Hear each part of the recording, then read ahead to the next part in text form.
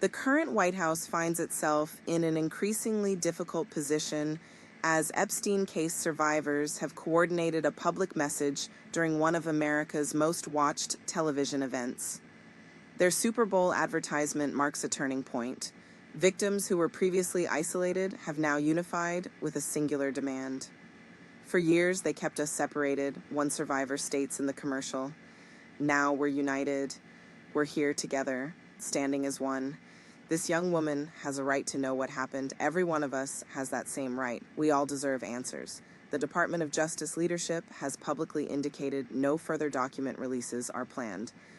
Attorney General Pam Bondi and Deputy Attorney General Todd Blanche have both signaled that additional prosecutions will not move forward. Those connected to Jeffrey Epstein's network appear unlikely to face legal consequences under the current administration. During a CNN segment, I confronted conservative political analyst Katie Zechariah on this precise issue. Donald Trump has shown more openness regarding Epstein materials than any previous commander-in-chief, Zechariah argued. How many documents did the Biden administration make public? What about Obama? You need to recognize what I just explained, I interjected. Federal investigators were actively working this case. Prosecutors were pursuing charges through 2022. That investigation faced appeals that weren't resolved until early this year. There was active litigation. Allow her to complete her thought, the moderator instructed. The president has faced relentless questioning on this subject, Zechariah continued. He's responded repeatedly in the Oval Office during press briefings aboard Air Force One. Journalists ask, and he answers. Meanwhile, how many tough questions has Bill Clinton fielded from either conservative or mainstream outlets about his Epstein connections? None. You're claiming he's been history's most forthcoming president on this matter, I responded. But listen to his actual responses. He's openly complained about continued questions on the topic. When a journalist aboard Air Force One pressed him on these files, he called her Piggy. Days ago, when Caitlin Collins attempted to ask about the documents, he attacked her personally and told her she should smile more. This is what you're calling transparency? The released materials represent transparency, Zechariah countered. We're looking at 6 million total files. 3 million have been made public. What about the remaining 3 million? I asked. Are you comfortable with half the files staying hidden? Does that concern you at all? The process needs time to unfold. We've already heard from Todd Blanche that no further process will unfold. When I stated on air that Blanche announced no additional releases, that wasn't my interpretation. Those were his direct words. Here's the actual exchange from the Department of Justice press conference. Reporter, you indicated this concludes your Epstein file review. Can you clarify whether the public will learn the identities of men who exploited these victims through the information you're releasing? If not, why are those names being withheld? Blanche, you've embedded an assumption in your question that I've never stated and don't know to be factual. Reporter, will the public learn about men who abuse these young women? Blanche, what exactly does that mean? Reporter, the men who exploited these young women through Epstein's operation?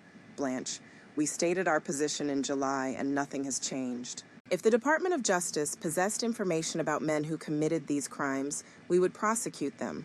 That's the work we're doing. Your question assumes we're hiding some cache of evidence about perpetrators, that we're deliberately concealing information or choosing not to bring charges. That assumption is false. I cannot confirm whether such men exist in our records. The reasoning behind this stance appears straightforward. The administration is shielding individuals within Epstein's network, including several who now hold positions in this very government. Commerce Secretary Howard Lutnick's association with Epstein is now documented. Kevin Warsh, the president's choice for Federal Reserve Chair, appears throughout the released materials. Elon Musk's communications include discussions about visiting Epstein's private island. Donald Trump himself appears in the files with staggering frequency. The New York Times conducted a systematic analysis using specialized search technology. Their investigation revealed over 5,300 files containing more than 38,000 mentions of Trump, his spouse, his Mar-a-Lago resort in Florida, and associated terms within the most recent release of emails, government documents, videos, and other records from the Justice Department. Earlier releases from late last year contained another 130 files with Trump-related content. Given these numbers, should anyone be shocked that his Department of Justice refuses to release additional materials? Fortunately, Representatives Ro Khanna and Thomas Massie, who authored the Epstein File Transparency Act, appear unwilling to accept this obstruction without challenge. Massie directly confronted the Howard Lutnick situation in a recent interview. The Commerce Secretary, Howard Lutnick, has stated that he and his spouse made a decision around 2005 to sever ties with Jeffrey Epstein, the interviewer noted. However, the latest document release shows communication continued after that point, even following Epstein's 2008 guilty plea to sex crimes. What concerns do you have about Lutnick's Epstein connections? Should he be called to testify before Congress? He shouldn't testify, Massie replied bluntly. He should step down. Look at what's happened in Great Britain. 3 political figures have resigned. Their ambassador to the United States resigned. Prince Andrew lost his royal titles for less than what we're seeing with Howard Lutnick's deceptions. The evidence in these files suggests Lutnick visited the island. Documents show he maintained business relationships with Jeffrey Epstein.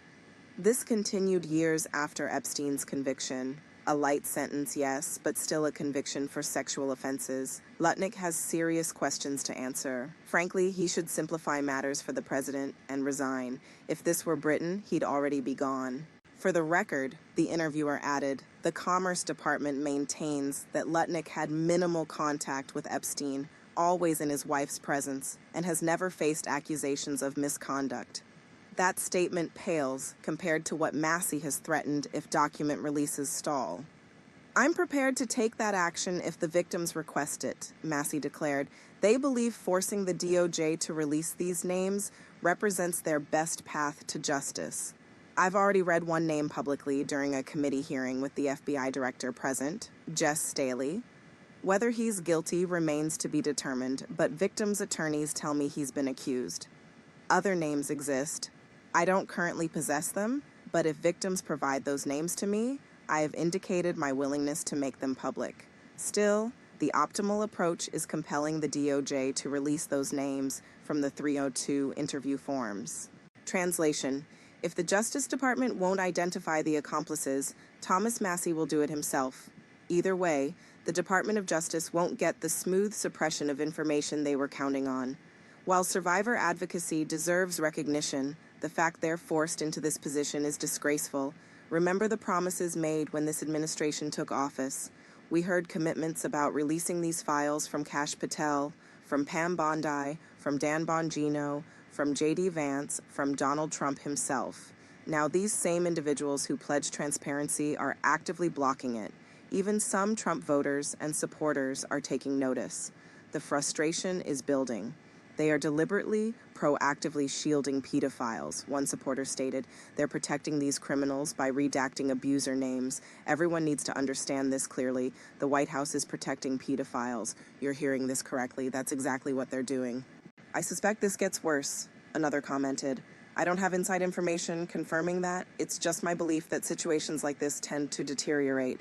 There's a reason they fought to keep these documents buried. This isn't some clumsy mistake. People want to claim Pam Bondi is incompetent, that she bungled the release, that she's disorganized. I reject that theory.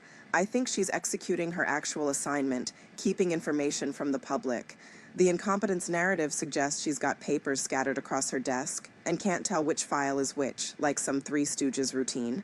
No, this is deliberate chaos by design.